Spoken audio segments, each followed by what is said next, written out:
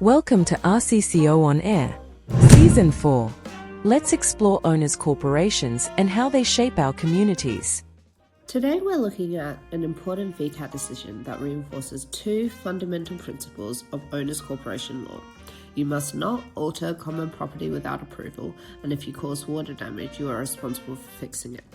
In Owners Corporation PS 331121R and Hodge, the tribunal dealt with a long-running dispute involving a townhouse owner who had constructed a swimming pool on his rooftop terrace, but crucially, he had done so without Owners Corporation consent and without a building permit.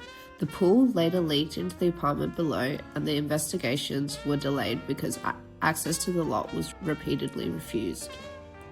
The main issue was whether a lot owner who constructed a rooftop pool without approval is liable for water damage under the Water Act and what powers VCAT has to order reinstatement and compliance.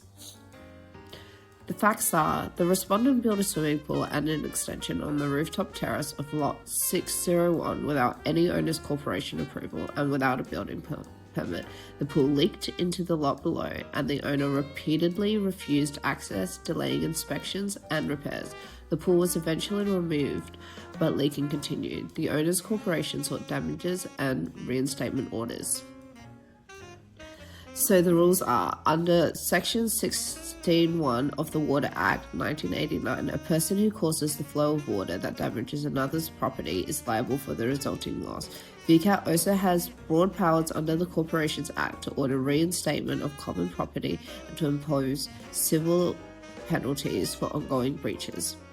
VCAT held that unauthorized pool installation directly contributed to the water ingress. The owners were ordered to pay $108,909.60 in damages, reinstate the lift roof and firewall, remove unauthorized structures, and provide access for required works. The tribunal also granted the OC liberty to seek a civil penalty if the owner continued to breach their obligation.